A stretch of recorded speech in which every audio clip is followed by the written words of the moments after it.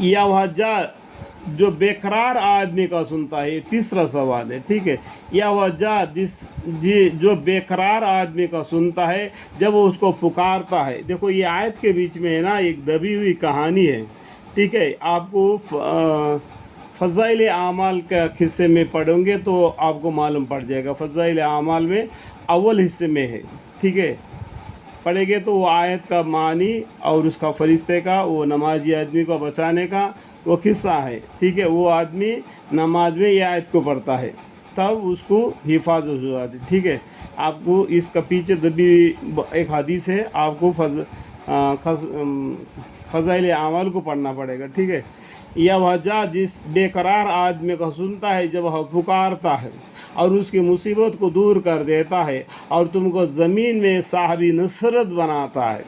ये सुनकर आप बतलाओ कि क्या अल्लाह के साथ कोई और माबूद है, मगर तुम लोग बहुत ही कम याद रखते हो। अल्लाहुम्मा अग़फ़िर ली।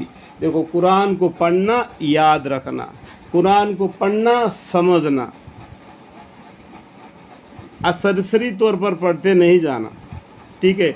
इन तीनों का ये सवाल क्या है? अल्लाह ही है।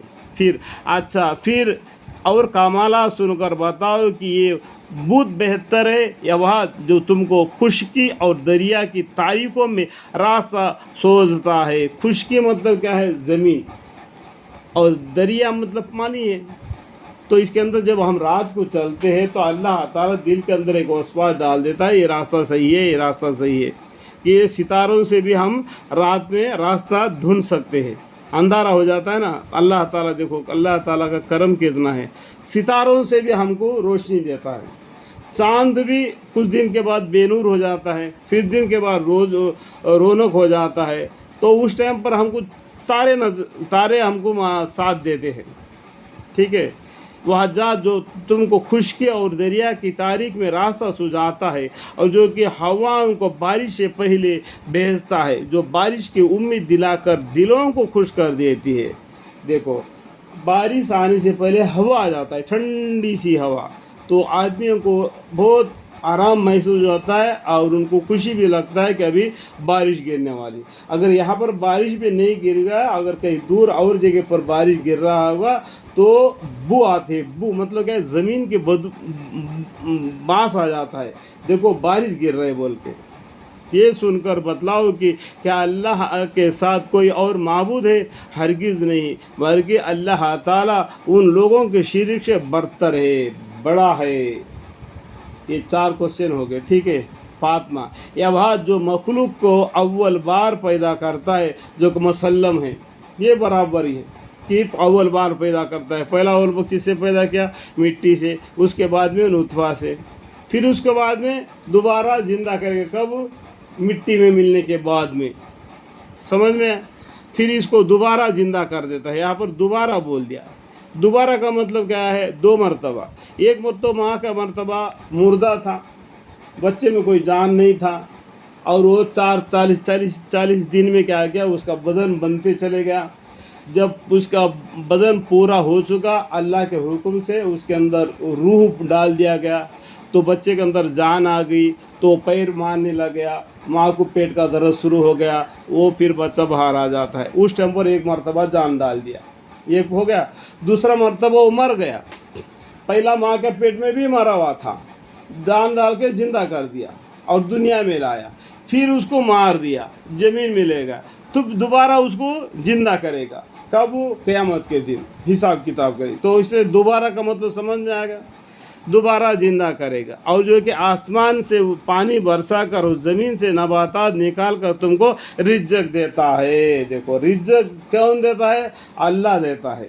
रिज़्क़ का फ़िक्र मत करो, अल्लाह ताला रिज़्क़ के बारे में यहाँ पर बहुत सी जगह पर ऐसा छोटी छोटी बातें बता दिया, बिल्कुल वादे के तौर पर तीन जगह पर बता दिया। रिज़्क़ का देना अल्लाह का ज़िम्मा है। تمہارا کیا کام ہے؟ وما خلقت الجن والانس الا لیعبدون، اللہ تعالیٰ نے جن اور انسان کو محض اس لیے پیدا فرمائے کہ وہ اللہ کی عبادت کرے۔ یہ سن کر آپ بتلاؤ کہ کیا اللہ تعالیٰ کے ساتھ کوئی اور معبود ہے؟ آپ کہیں کہ اچھا تم ان کے استحقاق عبادت پر اپنی دلیل پیش کرو اگر تم اس دعوی میں سچے ہو۔ یہاں تک 5 کوশ্چن ہو گئے۔ تو اس کے بعد میں ان مشرکوں کو جو کہ اللہ کو چھوڑ کر جو بتوں کو عبادت کرتے، تو اس کو پوچھو آپ کی کتابوں میں دیکھو کوئی ایسا دلیل ہے کہ کوئی ایسا صورت شکل ہے جس کے تم عبادت کرو گے اللہ کی؟ تو بے بنیاد اپنے من سے شیطان کی وسوسوں سے گھس کر اپنے معبود کو قرار لے لیا۔ جیسا کہ موسیٰ علیہ السلام کے زمانے میں یہ کہ گوشالہ کو بنوا کے گائے کو عبادت کرتے تھے، گوشالہ سامری کر کے ایک قصہ ہے، ٹھیک ہے؟ تو وہ لوگ بھی اس طریقے سے گوشالہ میں پھنس گئے تھے۔ تو کیا وہ لوگ پھنس گئے تو ہم بھی پھنس جائیں گے؟ تو ہم کو کتابوں کو پڑھنا چاہیے، باقی مذہب کی کتابوں کو پڑھنا، صرف قرآن کو ہی نہیں، باقی مذہب کو کتابوں کو پڑھو گے تب بھی معلوم ہوگا کہ ان کا مذہب کیا بولتا ہے۔ تو کافر لوگ بھی ہمارے قرآن کو پڑھتے ہیں تو بولتے ہیں کہ انگلی اٹھا کے دیکھو تمہارے قرآن کے اندر یہ آیت ایسا ہی، وہ آیت ایسا، یہ آیت ایسا ہے۔ آج مسلمانوں کو ہمت نہیں کہ اس کے جواب دیں، کیونکہ وہ پڑھے نہیں، کافر لوگ پڑھتے ہیں۔ تو اس لیے ہم کو علم سیکھنا فرض ہے، عمل پر دارمدار ہے، پھر بھی اللہ کی رحمت سے جنت ملتی ہے۔ اللہ تعالیٰ کہنے سننے سے زیادہ سمجھ کر عمل کرنے کی توفیق عطا فرمائے۔